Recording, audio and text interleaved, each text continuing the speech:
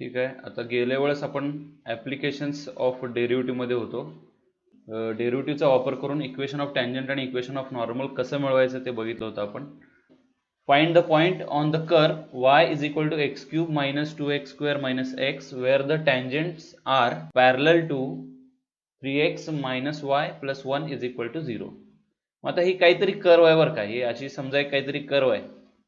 Wear the tangents are parallel to this, म्हणजे आता त्या कर्वला नाही काय, जे काय टँजंट आहे, म्हणजे समजा या कर्वचा हा टँजंट असेल तर हा टँजंट हा आणखीन एका लाईनला पॅरलल आहे.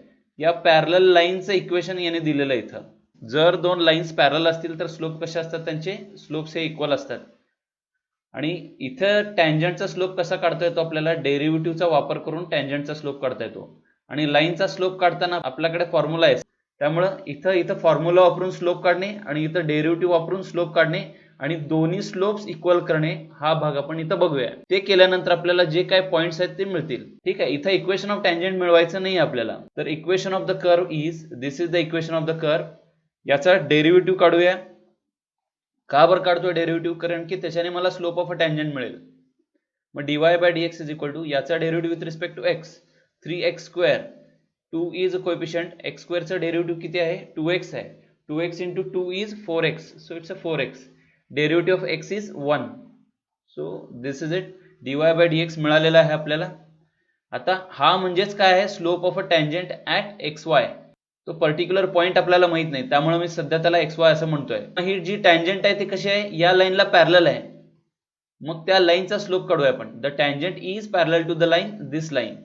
लाईन जर दिली असेल तर त्याचा स्लोप कसा काढतो आपण, सिम्पली a बाय b, त्याला मायनस निगेटिव्ह चिन्ह देतो आपण, म्हणजे coefficient of x divided by coefficient of y. या लाईनचा स्लोप काय येणार, हा खरं तर पहिल्यांदा काय येणार, हा मायनस चिन्ह आहे, मायनसला मायनस. a किती आहे आपला, 3 आहे. आणि b किती आहे आपला, b हा -1 आहे. -3 डिवायडेड बाय -1 म्हणजेच किती आलेला आहे तो आपल्याला, 3 मिळालेला आहे. लाईन कशी आहे तर त्या टँजंटला पॅरलल आहे, म्हणून लाईनचा जर स्लोप 3 असेल तर टँजंटचा स्लोप देखील काय असणार आहे, 3 असणार आहे. हे तुम्हाला आठवत असेल 11वीचं, हे पॅरललचं चिन्ह काढलं की स्लोप कसे असतात, इक्वल असतात. या दोन्ही चिन्हाचा एकमेकांशी संबंध आहे. हे पॅरलल दिसलं की इक्वल करायचं. तर स्लोप ऑफ अ टँजंट किती आलेला आहे, 3. पण मगाशी बघितल्याप्रमाणे आपल्याला इथं देखील स्लोप ऑफ अ टँजंट मिळालेला आहे. तो किती मिळालेला आहे, हा एवढा सगळा मिळालेला आहे आपल्याला स्लोप ऑफ अ टँजंट. आता ही व्हॅल्यू आपण या व्हॅल्यू बरोबर इक्वेट करू, या व्हॅल्यू बरोबर इक्वेट करू, म्हणजे आपल्याला काय मिळेल, 3x square minus 4x minus 1 is equal to 3. हे एक इक्वेशन मिळालेलं आहे आपल्याला. यालाच फक्त पुढे सोडवत जायचं आहे. मग आता त्याला सिम्प्लिफाय थोडंसं करत गेलो की आपल्याला पुढे मिळेल की एक भाग येतो x मायनस 2 आणि दुसरा भाग येतो 3x प्लस 2. हे फॅक्टरायझेशन झाल्यानंतर x ची व्हॅल्यू काय मिळणार आहे आपल्याला, एक तर x इज इक्वल टू 2 और x is equal to -2/3. x coordinate तर मिळाले त्या पॉइंटचे. मग आता या त्याच पॉइंटचे y कोऑर्डिनेट जर काढायचे असतील तर ही दिलेली x ची व्हॅल्यू, म्हणजे हा पॉइंट कशावर आहे तर त्या कर्ववर आहे. या कर्व मध्ये x ची व्हॅल्यू काय ठेवायची, 2 ठेवायची. करस्पॉन्डिंग y ची व्हॅल्यू मिळेल मला. मग 2 व्हॅल्यू इथं ठेवली, 2 चा क्यूब 8 झाला, 2 चा स्क्वेअर 4, 4 2 जा 8, परत एकदा 8 मिळाले. हे दोन्ही कॅन्सल झाले मग इथं, आणि 2 ठेवल्यामुळे काय आला, -2 इज इक्वल टू -2. म्हणजे ज्यावेळेस x हा 2 आहे त्यावेळेस y काय मिळालं आपल्याला, -2. x ची आणखीन एक व्हॅल्यू आहे आपल्याकडे, ती म्हणजे -2/3. आता -2/3 पण प्रत्येक ठिकाणी ठेवून बघू, म्हणजे त्या ठिकाणी y ची पण व्हॅल्यू मिळेल आपल्याला. तर बघा इथं -2/3 चा क्यूब काय येणार आहे, -2 चा क्यूब हा 8 येतो आणि -3 चा क्यूब हा 27. पण मायनस चिन्हाचा क्यूब काय असतो, मायनसच असतो. मायनस चिन्हाचा स्क्वेअर मात्र पॉझिटिव्ह येतो, पण क्यूब हा निगेटिव्ह येतो, त्यामुळे हा 8/27 आला. आता हा 2 आहे, असू द्या 2 ला त्या. आता हे 2/3 चा स्क्वेअर, 2 चा स्क्वेअर 4, 4 आणि 3 चा स्क्वेअर 9, तो 4/9 येणार आहे. पण त्या 4/9 ला -2 ने मल्टिप्लाय केल्यानंतर काय मिळणार आहे, -8/9. आणि इथं शेवटी -x च्या ठिकाणी -2/3 ठेवल्यानंतर +2/3 त्याचे झालेले आहेत आपल्याला. मग इथं एलसीएम ने डिनॉमिनेटर सेम करू, म्हणजे I need to multiply this by 9 and this as well by 9. I need to multiply this by 3 and this also by 3. म्हणजे मला एकूणच काय मिळणार आहे ते बघा. इथं 8 त्रिक 24 मिळतील, 24 आणि वजा 8, 8 32 झाल्यासारखे झाले, 32 आणि हे किती आहेत, हे 18, 9 दोन्ही 18, 32 मधून 18 वजा करायचे आहेत आपल्याला. म्हणजे काय होणार आहे मग, -14 मिळतील आपल्याला, -14/27. मग हा पॉइंट कुठला होतोय, -2/3 x जर असेल तर y किती मिळतो आपल्याला, -14/27. तर अशा पद्धतीने मिळालेले द रिक्वायर्ड पॉइंट्स आर, इथं आपल्याला पॉइंटच फाइंड करून द्यायला सांगितलं होतं त्यांनी.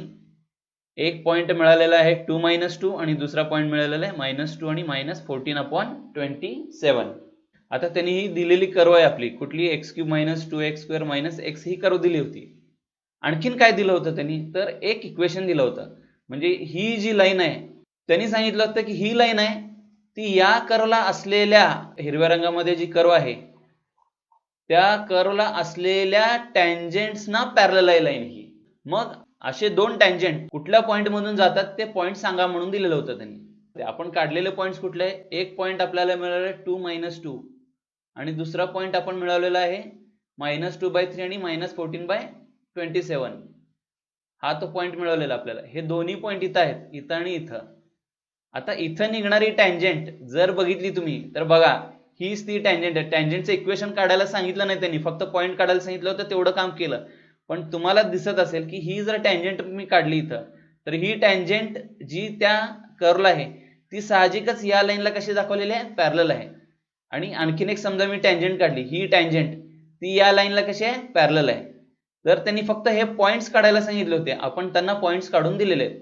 आणि तुम्हाला दिसतंय देखील की हे आपण केलेलं बरोबर आहे, कारण की समजा ह्या टँजेंट्स आपण मिळवल्या असत्या तर ह्या टँजेंट साहजिकच या टँजेंट या लाईनला पॅरलल आहे. फाइंड द पॉइंट, इथं देखील पॉइंट आहे बरं का आता, पण मला वाटतं इथं आता पॅरललच्या ऐवजी परपेंडिक्युलर हा शब्द आहे. Find the point on the curve. आता ही दिलेली कर्व अशी आहे, y = √(x-3) where the tangent is. आता या कर्वला असणारी टँजेंट कशी आहे, तर ती टँजेंट परपेंडिक्युलर आहे. कोणाला, तर या लाईनला परपेंडिक्युलर आहे. जर दोन लाईन्स परपेंडिक्युलर असतील तर त्यांच्या स्लोपच्या बाबतीत काय सांगू शकतो आपण, स्लोप आपल्याला टँजेंटचा घेत असताना -1 रेसिप्रोकल करणे, हे लक्षात ठेवूया आपण. आता कर्वचं इक्वेशन आहे ते म्हणजे y √(x-3). याला डिफरन्शिएट करूया. का बरं डिफरन्शिएट करतो, कारण की याच्याने मला काय मिळणार आहे, स्लोप ऑफ अ टँजेंट मिळणार आहे. याला dy/dx काढला, रूटचा स्लोप काय असतो, 1/2 टाइम्स द रूट, आणि मग x-3 च्या डेरिव्हेटिव्हने याला मल्टिप्लाय करायचं खरं तर. पण x-3 चा डेरिव्हेटिव्ह किती आहे हो, x चा डेरिव्हेटिव्ह किती आहे, 1, आणि -3 म्हणजे कॉन्स्टंट असल्यामुळे तो काय -0, आणि 1 - 0 किती आहे, 1 असल्यामुळं तो परत तिकडचा भाग लिहिलेला नाही आहे. हा म्हणजेच काय मिळालेला मला, स्लोप ऑफ अ टँजेंट. मग हे एक पद्धत झाली स्लोप ऑफ टँजेंट काढण्याची. आता दुसरं त्यांनी दिलेलं आहे म्हणजे ते लाईनचं इक्वेशन. आता टँजेंट कसा आहे, तो या परपेंडिक्युलर आहे. कुठल्या लाईनला, तर या लाईनला परपेंडिक्युलर आहे. मग पहिल्यांदा लाईनचा स्लोप काढूया. लाईनचा स्लोप मगाशी दिलेल्या फॉर्म्युल्याप्रमाणे -a/b. मग हा किती आहे, मायनसला मायनस दिला, a किती आहे आपला, 6 आहे, 6 ला 6 लिहिलेलं आहे तिथं, अपॉन b. b म्हणजे किती आहे, 3 आहे. बर, म्हणजे मला काय मिळणार आहे, -6/3 म्हणजे किती मिळतंय, -2 मिळतोय खरं तर. इथं -2 मिळाला, इथं काय मिळणार आहे मला, +1/2 मिळेल. टँजेंट कसं आहे, परपेंडिक्युलर आहे, या लाईनला परपेंडिक्युलर आहे. असं असेल तर काय करायचं, हे जे कडे काही आहे त्याचा रेसिप्रोकल घेऊन त्याचं चिन्ह बदलायचं आहे. आणि त्यामुळे मला इथं काय मिळणार आहे, +1/2 असं लिहितोय मी. म्हणजे हा 2 आणि हा 2 कॅन्सल झाला. √(x-3) = -1 च्या ऐवजी तर +1 लिहितो मी. Squaring on both sides. Squaring केल्यावर काय मिळणार आहे, x ची व्हॅल्यू मला मिळणार आहे 4 मिळणार आहे.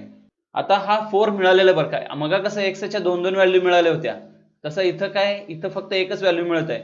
मग आता त्या एक व्हॅल्यूसाठी परत त्या कर्वकडे जायचं. y √(x-3) च्या ठिकाणी x ची व्हॅल्यू किती टाकायची, 4. असं केल्यावर काय मिळेल, मग मला y कोऑर्डिनेट पण मिळेल त्या पॉइंटचा. म्हणजे y काय, √4-3 विच इज इक्वल टू 1. मग मिळणारा पॉइंट काय आहे, तर 4, 1 हा तो पॉइंट मिळणार आहे आपल्याला. √(x-3) चा ग्राफ हा अर्धवट असतो, असा हा पॅराबोला सारखा कंप्लीट नसतो, कारण की रूट्स आर ऑलवेज पॉझिटिव्ह, म्हणून फक्त पॉझिटिव्ह भागामध्ये बरं का तो ग्राफ. पुढे काय दिलं होतं त्यांनी, ही एक लाईन दिली होती, ही लाईन दिलेली आहे आणि आपली जी टँजंट आहे ती या लाईनला परपेंडिक्युलर आहे. असं असेल तर तो पॉइंट कुठला असणार आहे ते काढायला सांगितलं होतं. तर आपण आपलं उत्तर काय काढलेलं आहे, 4 आणि 1 हे आपलं उत्तर आलेलं आहे. तर बघा ही ती टँजंट येणार आहे, या लाईनला परपेंडिक्युलर येणार आहे ती टँजंट. आपण जे करतोय ते बरोबर पद्धतीने करतोय. या टँजंटचं इक्वेशन काढायला नाही सांगितलं त्यांनी, फक्त हा पॉइंट काढायला सांगितलं होता. करेक्टली काढलेला आहे तो पॉइंट. ठीक आहे. आता इथं बघूया, आता इथं काय प्रकार आहे. If the line y is equal to 4x - 5 touches the curve, म्हणजेच काय, टच करणे कर्वला म्हणजे टँजंट आहे हो. y² is equal to ax³ plus b at the point 2, 3 find a and b. आता बघा इक्वेशन ऑफ द कर्व, त्यांनी दिलेलं इक्वेशन ऑफ कर्व हे आहे. या कर्वला असणाऱ्या टँजंटचं इक्वेशन काढायचं असेल तर कसं काढणार आपण, त्याला डिफरन्शिएट करून. मग बघा एक पद्धत अशी आहे की आपण डिफरन्शिएट करून करणार, आणि दुसरं म्हणजे त्यांनी ऑलरेडी दिलेलं इक्वेशन आहे, या दोघांना इक्वेट केलं की आपल्याला जे लागणार आहे a चे व्हॅल्यू आणि b चे व्हॅल्यू ते मिळणार आहेत. आता याचं डिफरन्शिएट करूया. Differentiating with respect to x, y² ला differentiate with respect to x केल्यावर काय मिळणार आहे, 2y dy/dx. हा a आहे तो कोएफिशियंट आहे. x³ चा डेरिव्हेटिव्ह हा 3x² आणि b चा डेरिव्हेटिव्ह हा 0 आहे, त्यामुळे नाही लिहिलेलं आहे मी, म्हणून मला एवढंच मिळालेलं आहे की 3ax² मिळालेलं आहे. तर dy/dx इज इक्वल टू किती मिळतो, हा 2y वाटला सर इकडे घेतोय, 2y ला पूर्णपणे इकडे शिफ्ट करतो मी, म्हणजे 3x² अपॉन 2y मिळालेला आपल्याला. तर 2, 3 ही व्हॅल्यू या dy/dx मध्ये सबस्टिट्यूट करू. जिथे जिथे x आहे तिथे तिथे 2, इथे x आहे तिथे 2 ठेवला तर काय मिळणार, 2 चा स्क्वेअर जो किती आहे 4 आहे. आणि जिथे जिथे y आहे तिथे काय ठेवणार, 3 ठेवणार मी. इथे 3 ठेवल्यामुळे 2 × 3 दिसेल आपल्याला. मग याच्यातला हा 3 आणि हा 3 कॅन्सल होतो, हा 2 कॅन्सल होतो, इथं 2 कॅन्सल होऊन 2 मिळणार, म्हणजे 2a एवढंच राहतं इथं. Slope of a tangent at 2, 3 is 2m. पण त्यांनी हे देखील दिलं की हे सुद्धा टँजंटच आहे, त्याच पॉइंटला टँजंट आहे. या लाईनचा स्लोप हा अशा पद्धतीने काढू आपण डायरेक्टली पाहिजे तर, y is equal to mx plus c बरोबर कम्पेअर करू याला. त्यामुळे m ची व्हॅल्यू किती आहे, 4 आहे. हे देखील लाईनचंच इक्वेशन आहे, y is equal to mx plus c. Directly slope मिळतोय आपल्याला, m इज इक्वल टू किती मिळतोय इथं, 4 मिळतोय. मग एकदा डेरिव्हेटिव्हनं काढलेला स्लोप हा 2a मिळतोय, आणि डायरेक्टली आपण नुसतं लाईन कडे बघून काढलेला स्लोप किती मिळतोय, 4 मिळतोय. म्हणजेच 2a आणि 4 कसे असले पाहिजे, सेम असले पाहिजेत. म्हणून a ची व्हॅल्यू काय मिळाली इथं आपल्याला, a इज इक्वल टू 2. आता मिळालेली a ची व्हॅल्यू आहे 2 आहे. आता b ची व्हॅल्यू काढायची आपल्याला. ते करण्यासाठी काय करणार बघा, आता हा पॉइंट त्यांनी जो दिलेला आहे तो कशावर आहे, या कर्ववर आहे. त्यामुळं हे x ची व्हॅल्यू 2, y ची व्हॅल्यू 3 इथं ठेवू शकतो आपण. आणि तिसरी गोष्ट आणखीन एक आता एक्स्ट्रा मिळालेली म्हणजे काय, a ची व्हॅल्यू 2 इथं ठेवू शकतो. म्हणजे जवळपास बाकी सगळ्या व्हॅल्यू ठेवल्यानंतर उरणारी व्हॅल्यू कुठली, b ची व्हॅल्यू आपण त्याच्यातून मिळेल आपल्याला. इथं y च्या ठिकाणी 3 ठेवला, 3 चा स्क्वेअर तो मिळालेला आहे 9 इज इक्वल टू a आहे, इथला कोएफिशियंट आहे. a ची पण व्हॅल्यू ठेवू शकतो, खरं तर a ची व्हॅल्यू 2 ठेवायला पाहिजे. 2 ठेवले इथं. x हा 2 आहे आणि 2 चा क्यूब म्हणजे किती झालेला आहे, 8 झालेला आहे. Plus b part as it is ठेवलाय. आता 8 दोन्ही किती झाले, 16 झाले. हे 16 त्या बाजूला घेतले की 9 - 16 होतील, म्हणजेच b इज इक्वल टू किती मिळणार आहे आपल्याला, -7. त्यांचा आपल्याला हाच प्रश्न होता की a चे आणि b चे व्हॅल्यू काढून द्या. आपण काढून दिल्या. मग a ची व्हॅल्यू 2 आहे आणि b ची व्हॅल्यू -7 आहे.